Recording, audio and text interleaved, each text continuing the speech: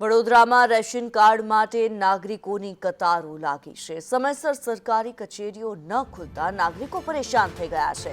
વહેલી સવારથી જ લોકો રેશન કાર્ડના કામ માટે થઈને પહોંચ્યા, ત્યારે કમ્પ્યુટર પણ ઓછા હોવાથી ધીમી કામગીરીના આક્ષેપ થઈ રહ્યા છે।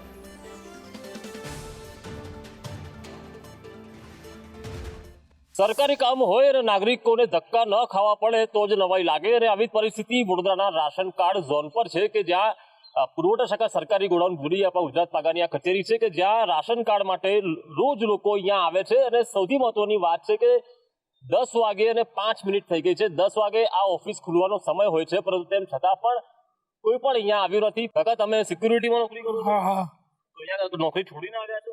हाँ चालू कर रेशन कार्ड मतलब શું કરે કેટલા વાગ્યાનો સમય છે?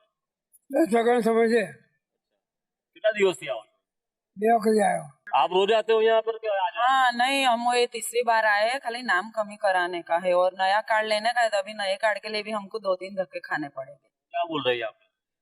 यहाँ पे बोलते हैं हाँ 2 दिन बाद होगा, 3 दिन बाद होगा, ऐसा बोलते हैं।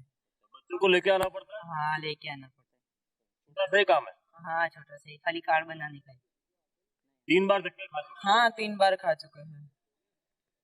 समय ऐसे जवाब भी नहीं देते हैं कि कहाँ जाओ क्या करो। एक बार धक्का नहीं खा, वहाँ पे सही करा लो, वहाँ पे सही करा लो, ऐसा बोल के इधर उधर घुमाते हैं। બેન કેટલા વાગે આયા? 9 વાગ્યાના આયા છે। 9 વાગે। પહેલી વાર આયા છો કે પહેલા? આ ત્રીજો ધક્કો થયો છે મારો, પણ હજુ કામ થયું નહીં। શું કે છે? એ કે લાઈનમાં આવીને ઉભા રહેજો ને લઈ જજો તમારું રેશન કાર્ડ, મંગળવારે આવજો, એવી રીતના કે છે। ધક્કા જ ખવડાવે છે। આ ત્રીજો ધક્કો છે।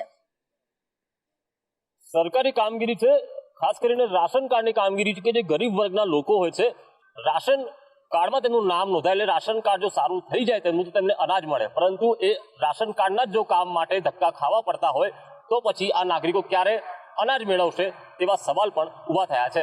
કેમેરા પર્સન નિકેશ વોડાન સાથે કુણાલ શર્મા, સંદેશ ન્યૂઝ, વડોદરા।